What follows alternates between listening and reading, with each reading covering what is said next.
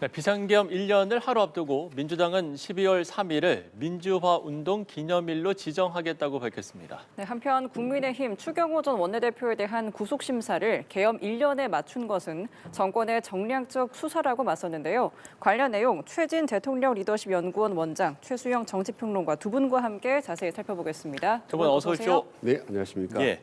자, 먼저 추경호 국민의힘 전 원내대표 이야기를 하겠습니다. 계엄 해제 표결을 방해한 혐의로 구속기로에 놓였습니다. 오늘 이제 이 영장 심사에 출석을 하면서 정치적 평양성 없는 법원의 공정한 판단을 기대한다라고 말을 했는데요. 추경호 전 원내대표의 이 출석 모습 좀 어떻게 보셨는지요?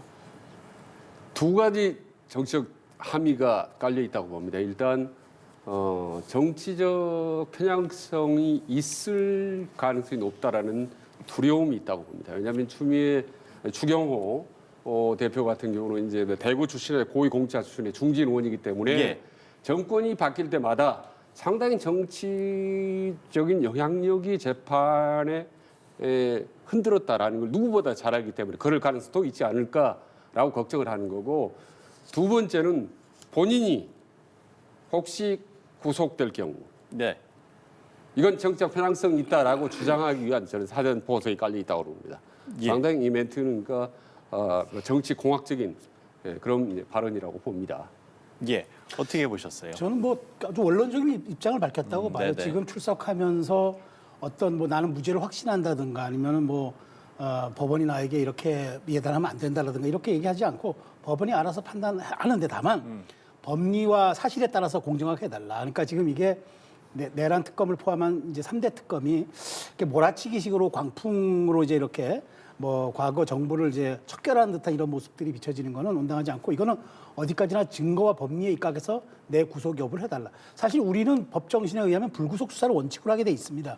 그러니까 다만 국회의원이니까 이제 체포동의안을 하는 건데 예. 불구속 수사가 기본이긴 한데, 이렇게 추경호 의원 같은 경우에는 사실상 계엄 1주년을 맞춰가지고 이렇게 지금 구속적부심과 함께 체포동의안, 그러니까 구속적부심까지 같이 열리는 거는 어찌 보면 이게 정치 일정에 따라서 사법 일정이 온 게 아닌가라는 의구심을 보기에 충분하기 때문에 그런 측면에서 공정한 재판을, 공정한 이제 영장실질 심사를 기대한다고 이제 밝힌 것 같습니다. 어쨌든 나오겠지만 저는 이렇게 봅니다. 지금 이날, 그러니까 이때까지 진행됐던 공소장을 제가 정확히 공개가 되지는 않았지만 언론 보도에 의하면은 그 특정하게 어떤 표결을 방해했다는 사실성 적시보다는 정황적 상황들, 그러니까 즉 정기국회 앞두고 윤석열 전 대통령과 함께 모임하면서 뭐 파이팅을 외치고 야당의 횡포에 대해서 동의했다던가 뭐 이런 것들을 이제 정서적인 측면에서 자꾸 좀 입증하려고 노력한 것 같은데, 결정적인 제가 보기에 트리거라든가 네, 이걸 네. 방해하려는 정확한 명징한 증거가 나오지 않는 한 저는 이 부분이 오늘 사실 구속까지 가기는 좀 어려울 걸로 전망합니다. 네, 지금 특검팀은 추 전 원내대표가 윤 전 대통령에게 계엄 협조 전화를 받은 뒤에 표결을 고의적으로 막았다라고 보고 있고요.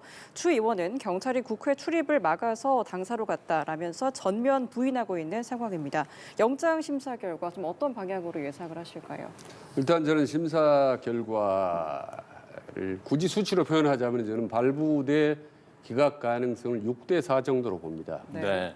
왜냐하면 특검인 지금 세 가지 중대한 포인트를 두고 있습니다. 하나는 추경호 원내대표가 윤석열 전 대통령 지시를 받아서 구청장을 3번에 바꿨다라는 혐의인데, 이건 뭐 다 널리 알려진 사실인데, 두 번째로는 본회의장에 있던 한동훈 대표에게 밖으로 나와라라고 추경호 대표가 얘기한 거는 친한파의 표결 행위를 방해했다라는 이 두 가지 중대한 혐의가 있고, 세 번째 특검이 제기하는 거는 당시의 원내대표, 그러니까 집권당의 원내대표로서 마땅히 해야 할 일을 하지 않았다라는 어떻게 보면 부작위의 위법성을 제기하고 있거든요. 예. 그렇기 때문에 저는 구속영장 발부 가능성이 좀 더 높다라고 보는데, 그렇지 않을 기각될 가능성도 40% 정도라고 말씀드렸는데, 그 가능성은 그래도 상당히 높은 편입니다. 40%라는 수치가. 그렇기 때문에 정말 마지막 순간까지, 오늘 밤 늦게까지 최종 결과가 나올 때까지는 장담할 수는 없다. 기각이냐 발부냐. 네. 6대4, 발부를 6, 기각을 4로 말씀해 주셨는데 어떻게 결과 예상하시는지요? 저는 법률가는 아니지만 그간 정치 현장을 많이 지켜본 사람으로서 전 9대1이라고 생각합니다. 9가 기각입니다. 저는 뭐 이거는 사실은 어찌 보면은 이게 이제 표결 방해냐 아니냐 사실 따지기도 어렵긴 하지만 여기서 네. 더 중요한 거는 국회의원의 입법권이 과연 사법의 대상일 수 있느냐라는 문제도 제기됩니다. 그러니까 윤 전 대통령과의 통화 이후에 추경호 대표가 한 거는 위 총장은 국회 밖에 있던 걸 다시 국회 안으로 옮겼거든요. 그렇다면 이게 일단 이게 성립이 안 되는 데다가 자 그렇다고 해서 추 의원이 한동훈 대표와 통화한 이후에 어쨌든 한 전 대표가 지휘에 따라서 어쨌든 다 본회의장에 간 거고 추 의원, 추경호 원내대표가 당시 설령 본인의 판단 미스로 의원들을 좀 혼란스럽게 했다 하더라도 의원들의 입법권을 직접 침해하지 않았다는 증거가 나오지 않는 한 의원들의 입법권은 헌법이 보장을 하고 있는데 과연 이것을 사법의 재단으로 할 수 있느냐? 그건 좀 다른 문제라고 봐요. 예. 그런 측면에서 저는 법원이 법리적인 상황을 판단한다면 제가 보기에 아까 제가 1의 상황은 9대 1에서 1의 상황은 뭐냐면은 추경호 의원의 트리거 같은 증거가 나온다. 어떤 결정적 증거, 네, 그렇죠. 그동안 일종의 공개되지 않았던. 윤 전 대통령이 직접 지시를 받아서 이건 내가 표결을 시간을 좀 끌어야 되겠다는 뭐 녹취가 나온다든가 뭐 그런 게 나오지 않는 한 저는 이거는 법리와 증거 그다음에 또 하나 입법권에 대한 사법권의 재단이라는 측면에서 사법부가 영장 발부하기가 굉장히 어려울 상황이라고 보기 때문에 9대 1이라는 말씀을 드렸습니다. 예. 네. 그러면 이제 두 분께 좀 질문을 드려보고 싶은 건 과연 이 추경호 전 원내대표의 이 영장 발부 여부에 따라서 과연 이제 앞으로의 전국에는 어떤 영향을 미칠 것인가 이 부분도 좀 관심인데 어떤 영향을 줄 거라고 보세요? 발부 여부에 따라서. 일단 뭐 영장이 발부가 돼서 구속이 될 경우에 네. 민주당이 그동안 여러 번 얘기했던 국민힘의 위헌정당 해산 촉구 공세가 훨씬 강화되겠죠. 그리고 예. 내란에 대한 여론 국민력이 훨씬 더 확산될 건 뭐 두말할 것도 없고 예. 만약에 이제 구속영장 기각돼서 불구속될 경우는 이제 국민힘에서 역공을 하겠다, 반격을 하겠다고 이제 이렇게 나오고 있지 않습니까? 근데 너무 좀 흥미로운 게 장동욱 대표가 뭐냐면 만약에 추경호 원내대표가 기각되면 대반격을 시도한다고 했는데 아니 무슨 대반격을 시도합니까? 추경호 구속영장 기각되면 그건 무죄가 되는 겁니까? 전혀 그렇지 않습니까? 한덕수 전 부총리가 구속영장 기각되고 해서 지금 뭐 내란 혐의가 없어지는 건 전혀 달라진 거 하나도 없습니다. 다만 이제 불구속 상태에서 재판을 받는 거기 때문에 대반격을 이게 운운하는 거 너무 이게 말이 안 되는 거고 오히려 그 민심의 어떤 역풍을 받을 가능성이 높다고 보는 거고 하나 첨부하면 조금 전에 이제 정치적인 입장에서 9대 0이라고 이제 말씀하셨는데 저도 이제 어떤 상식적인 수준에서 본다면 정말 구속될 가능성이 불구속 예. 0이라고 저는 봅니다. 왜냐하면 아시다시피 윤석열 대통령이 무슨 뭐 특전사령관이든 뭐 경찰청이든 모든 사람들에게 전화를 해서 국회 봉쇄하라. 그리고 뭐 정치인을 체포하라라고 지시하고 명령을 내린 게 이미 다 만천하에 드러났지 않습니까? 근데 그날 계엄 당일날 밤 11시 그 긴박한 시간에 추경호 대표하고 전화를 해서 아이고 뭐 계엄 미리 사전에 알려드리지 못해서 죄송합니다라는 식으로 얘기를 했다? 그건 정말 어불성설이고 이건 누구나 다 이 계엄에 깊이 개입되고 이후 국회 탄핵 반대 과정에서나 추경호 원내대표가 진두지휘했다는 건 세상이 다 아는 일인데 이걸 이제 사법적으로 어떻게 판결을 할지 저는 그것도 유죄 방향으로 갑니다만 다만 증거인멸 여부에 따라서 구속영장가 청구가 될지 안 될지가 이제 오늘 밤에 이제 관심사지 추경호 원내대표의 그런 또 위법성이라든지 계엄의 관련성은 솔직히 저는 세상이 다 아는 일이라고 저는 생각을 합니다. 예. 영장 심사 전에도 지금 대치를 이어가고 있는 여야의 상황인데 만약에 이 영장 발부 여부에 따라서 전국에는 어떤 영향을 좀 미칠까요? 저는 이전보다 더 큰 쓰나미가 온다고 봐요. 그러니까 예. 영장이 발부가 된다 그러면은 뭐 국민의힘 입장에서는 사실 지금도 굉장히 수세적인 입장이긴 하지만 구속 수사라고 이렇게 국면이 전환되기 때문에 그렇다면 이제 당시 표결에 참여하지 않았던 의원들은 제가 아까 말씀드린 헌법에 보장된 입법권 행사에 대한 국회의원의 자의적인 기준을 아무리 얘기하더라도 일단 정치적 국면이 굉장히 불리해지는 상황으로 갈 수밖에 없겠죠. 예. 근데 이게 만일 기각이 된다 그러면은 네. 민주당이 또 광풍이 몰아치겠죠. 왜 이 조희대 사법부는 이렇게 내란 사범들에 대해서 관용적이냐, 관대하냐 이러면서 또 이제 이른바 사법을 또 꺼내들면서 법 왜곡죄라든가 내란 전단 재판부에 더 가속화시켜내면서 국회가 더 경색이 되겠죠. 근데 저는 거꾸로 그렇게 될 경우에 국민의힘에는 정치적 공간이 열린다고 봐요. 왜냐하면 지금 장도혁 대표가 굉장히 뭐 사과하기 어렵다는 이제 입장을 놓고 보면서 내일이 이제 계엄 1주년인데 물론 장 대표의 취임 100일이기도 하지만 예, 맞습니다. 그런 측면에서 굉장히 지금 강성한 메시지를 내고 있는데 자 그렇다면 민주당의 그동안 공세가 무도한 공세였고 그다음에 불구속 상태에서 법리 다툼을 하면서 재판을 받으라는 재판부의 판단이 나왔기 때문에 그럼 그 순간부터는 민주당의 무도한 공세에 맞서서 이제 우리가 다시 좀 중도 외연 확장하겠다는 터닝 포인트가 될 수도 있고 민주당이 저렇게 사법부에 대한 총 공세를 하기 때문에 중도층이 위반할 때 중도층을 좀 끌어안는 그런 정치적 타이밍이 될 수도 있기 때문에 저는 기각이 된다면 국민의힘의 정치적 공간이 좀 열리겠지만 예.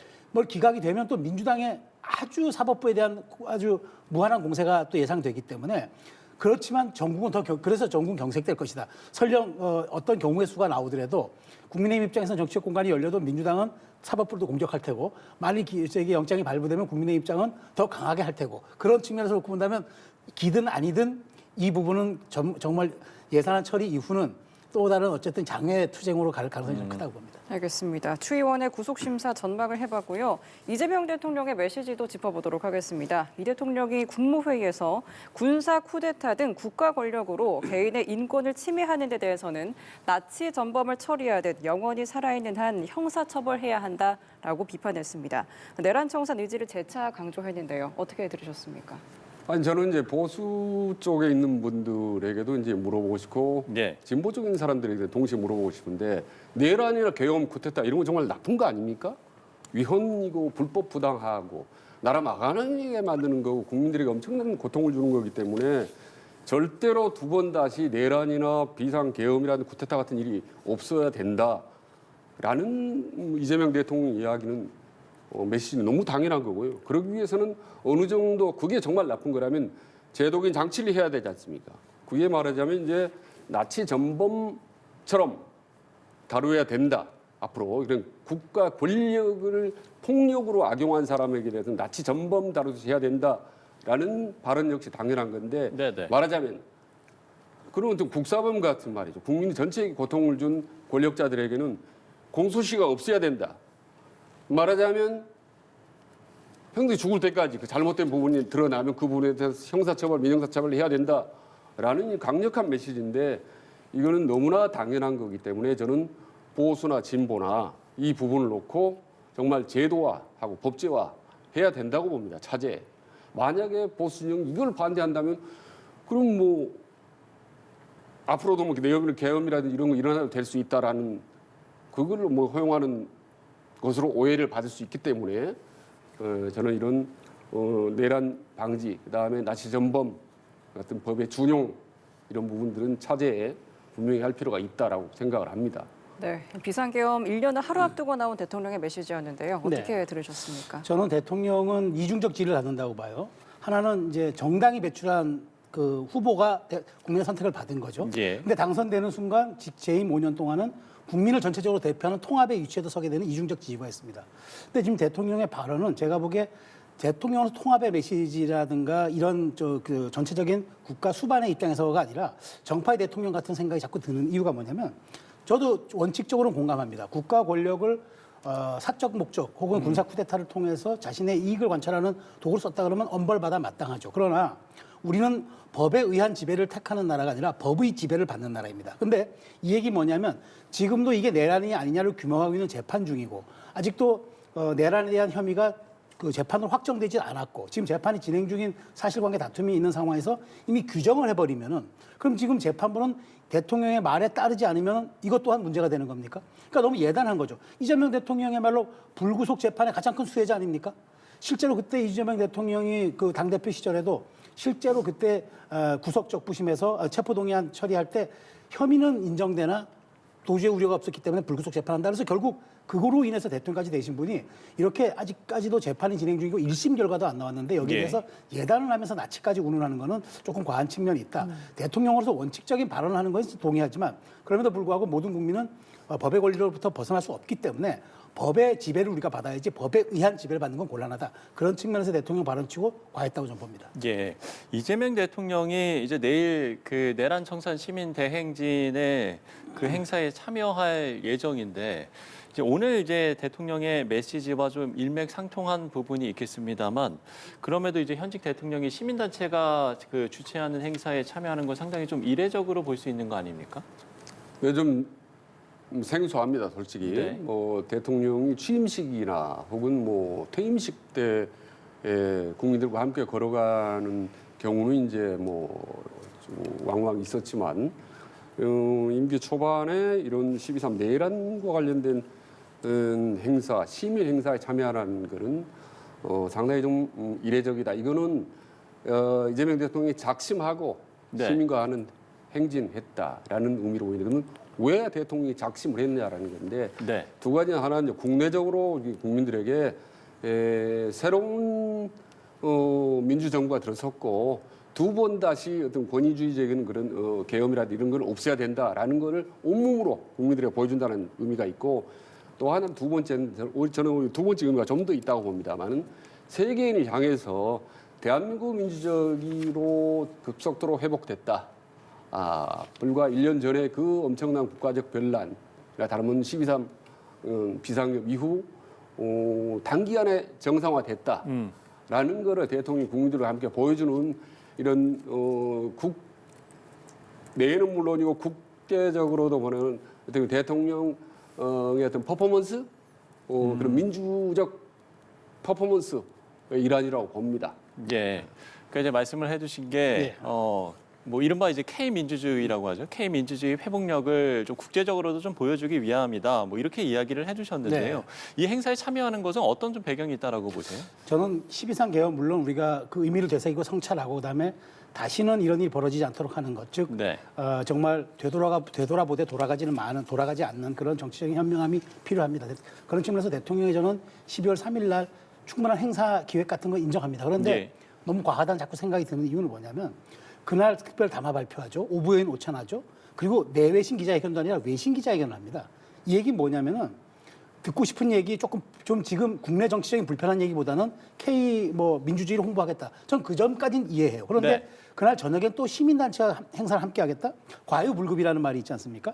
대통령은 어쨌든 임기 동안에 대통령의 말과 행동은 엔드 스테이트, 최종 상태의 의미를 갖습니다. 그런데 국가 단위 행사나 국민 통합 행사가 아니라 특정 시민단체가 하는 데 가가지고 비체혁명을 얘기한다? 그건 충분히 할 수 있는 일이지만 그날 하루 일정을 보면 오롯이 아침부터 저녁까지 전부 여기에 꽉 차 있다고 생각한다면 이거는 어떤 통합의 메시지라기보다는 일종의 정치적인 어떤 발신의 메시지에 좀 힘이 실리지 않느냐로 놓고 보면은 제가 아까 말씀드린 대로 통합적 지위에 있어야 될 대통령인 정파적, 당파적인 지위나 메시지를 발신하는 게 아닌가 그런 자꾸 우려가 들어서 어떤 일이든 과하면 부족함만 못한 법입니다. 그래서 저는 이 행사 일정이 너무 12월 3일이 과하게 좀 몰려있는 듯한 느낌이 들어서 이런 부분들은 행사에 참석하더라도 조금 더 메시지의 수위를 조금 조절하실 필요는 있지 않느냐 그런 말씀을 드립니다. 네, 정치권 분위기도 살펴보면요. 민주당이 12월 3일을 민주화 운동 기념일로 지정하는 작업에 착수한다라고 밝혔습니다. 국민이 지켜낸 민주주의를 국가의 이름으로 또렷이 새기겠다라고 강조한 건데 지금 온도차가 좀 큰 것 같아요. 어떻게 보고 계십니까? 개인적으로도 12월 3일 계엄일날 당일날 저는 광화문에 출판 기념을 했기 때문에 너무 개인적으로 생생하게 남아 있습니다만은 온 국민이 다 TV로 보지 않았습니까? 군인, 경찰들이 무장하고 국회 포위하고 국회의원들이 담넘어가고 하는 이런 모습 그러면서 시민들이 속속들이 몰려들어서 말이죠. 예. 국회를 인근에 아주 에워쌌던 그 모습이 너무 생생합니다. 사실은 그러한 어떤 시민들의 움직임, 운동들, 대중들의 그런 당시에 발빠른 계엄 저지 운동이 없었다면 아찔합니다. 솔직히 당시 어떤 상황이 돌발적인 상황이 일어났을지 모를 정도로 당시 국민들의 역할은 컸다. 그런 점 이걸 길이길이 기억하겠다. 민주당 입장에서 본다면 5.18 민주화 운동이 어떻게 보면 유혈혁명적 의미가 있다면 12.3 비상계엄에 대한 국민적 저지는 무혈혁명의 의지가 있다라는 부분을 지금은 좀 논란이 있을지 모르겠지만 일단 정하면 이후 대대로 역사적으로 대한민국의 쿠데타는 두 번 다시 안 된다라는 것을 확실하게 법제화하고 제도화할 수 있는 그런 장치로 12월 3일 민주화운동 기념일로 정한 게 아닌가 하는 생각이 듭니다. 네, 어떻게 보십니까? 저도 의미는 충분히 부여할 수 있다고 봐요. 12월 예. 3일 우리 정치사에서 있어서는 안 될 그런 비극적인 상황이 발생했으니까 우리가 지금 국회도 그렇게 행사를 하지만 다크 투어라 그래서 우리가 어두웠던 역사의 현장들은 보존하거나 또 다시 추모함으로써 그런 이제 그 일들을 더 이상 우리가 재발을 막자. 그다음에 다시 한번 우리가 여기에 대해서 성찰하고 반성하자. 뭐 이런 것들이 전 필요하다고 봐요. 그런데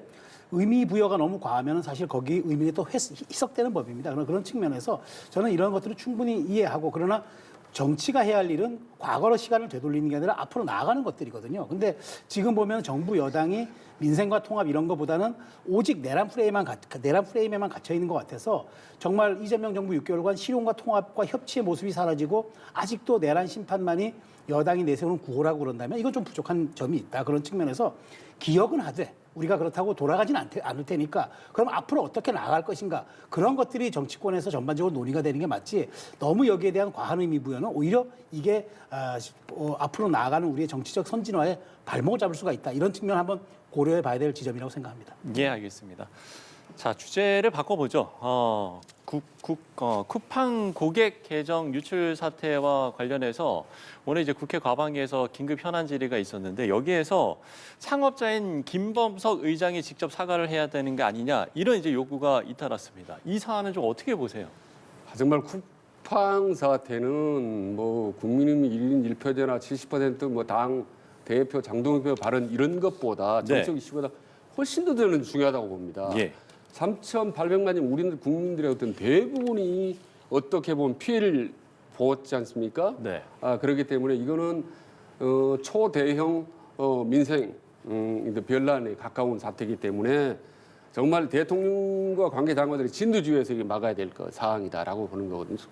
그리고 국회에서 다행히 지금 여야가 한 입으로 모아서 지금 주장을 하고 있습니다만 어쨌든 이 쿠팡 사태는 그 어느 정치적인 이슈 못지않게 중대하게 다뤄야 되고 절대 재발 방지 차원에서 정말 징벌적인 손해배상제도 확고하게 2번, 3번 다시 쾅쾅 이번 차제에 장치를 마련했으면 좋겠다. 그리고 이 피해가 많이 생긴 이 부분에 대해서 어떻게 이 부분에 대해서 보상해 나갈지 정부 그리고 대통령이 정말 이 부분에 상당히 올인하다시피 해서 이 대책을 수립해야 된다라고 생각을 합니다. 예. 오늘 이 국회 긴급 현안 질의 어떻게 보셨어요? 국회 기능이죠. 당연히 이런 큰일이 벌어지면 국회가 묻고 따져야 네. 되는데 대리인을 자꾸 좀 불러서 변죽을 울렸다는 생각밖에 안 들어요. 지금 보안 책임자나 쿠팡 대표가 나와서 전부 똑같이 앵무새처럼 반복하는 게 경찰의 수사 중이라 말할 수가 없고 그다음에 그러면 직원들이 과연 그런 외국인의 국적 분포 같은 게 좀 특정될 수 있냐니까 네네네. 그건 차별될 수 있다고 얘기하고 그럼 도대체 국회가 뭘 조사하는 얘기입니까? 그럼 왜 나왔습니까? 그래서 저는 오너가 나와야 된다고 생각을 합니다. 그래서 김범석 의장 같은 경우가 실질적인 지배력을 행사하고 이사회 의장인데 여기에 나오지 않고 대리인을 통해서 저렇게 얘기하다 보니까 본인은 정말 대주주는 가장 뒤에 숨고 앞에 이른바 관리형 사장들만 나오고 스태프들만 나와가지고 방어하는 것 아닙니까? 네. 그러다 보니까 실질적으로 지금 쿠팡 홈페이지에 위에 사과문은 또 사라지고 연말 세일이 들어가고 이런 식으로 지금 정말 제가 보기에 아주 기업에 정말 못된 짓을 하고 있는 거예요. 그러니까 저는 이런 측면에서 대주주에 대해서 책임을 묻고 거기에 대한 징벌적인 손해배상 등 기업에 대해서 우리가 지금 묻고 있겠다는 거 아닙니까? 그러면 마찬가지 유통업체도 그렇게 해야 되는 거예요. 그렇게 안 하다 보니까 이 시기만 넘어가면 또 되겠지. 그러면 지금 아무리 저렇게 보안을 강조해도요.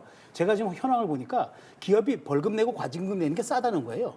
진짜 중요한 건 그 보안의 유지를 하는 게 나중에 사회적 비용과 기업의 신뢰도 측면에서 상승한다는 믿음이 있으면 투자할 텐데 과징금 내는 게 싸다고 생각하면 이걸 제대로 복원하겠습니까? 그런 측면에서 국회도 이렇게 불러서 일회성으로 따지지 말고 네. 정말 제도와 법률을 통해서 압박하고 규제해야죠. 그거 꼭 필요하다고 봅니다. 네, 이 대통령도 과징금 강화, 징벌적 손해배상 현실화를 지시하고 있는데 그동안 이제 유명무실했던 징벌적 배상이 실제로 작동할 가능성 어떻게 보십니까? 그러니까 이게 한때 징벌적 손해배상 제도가 좀 거론이 되다가 지금 슬그머니 자취를 갖췄지 않습니까? 근데 이번 이제 쿠팡 사태를 통해서 이제 다시 한번 수면 위로 올라왔는데 차제 분명히 이 부분을 제도화해야 되는 거죠. 지금 쿠팡이 무슨 궤도 루팡이냐 뭐 이런 얘기 나오고 그 다음에 쿠팡의 창업자인 김범석이 이미 5천억 원을 몰래 다 챙겼다더라 뭐 이런 내용까지도 나올 정도로 정말 민초들 대다수 국민들의 어떤 염장을 지르는 내용들이 속속 나오고 있거든요. 이 부분을 정말 대통령이나 정부 여당이 제대로 하지 않으면 이런 것들이 말하자면 국정 지지율에 영향을 미칩니다. 중도층도 보면은 뭐 정치적 이슈로 그 공방전을 벌이는 건 뭐 똑같이라고 보지만 이런 쿠팡 문제들 지금 매일 여러분들 댁으로 가면 지금도 쿠팡 뭐 배달돼 있을 가능성이 높지 않습니까?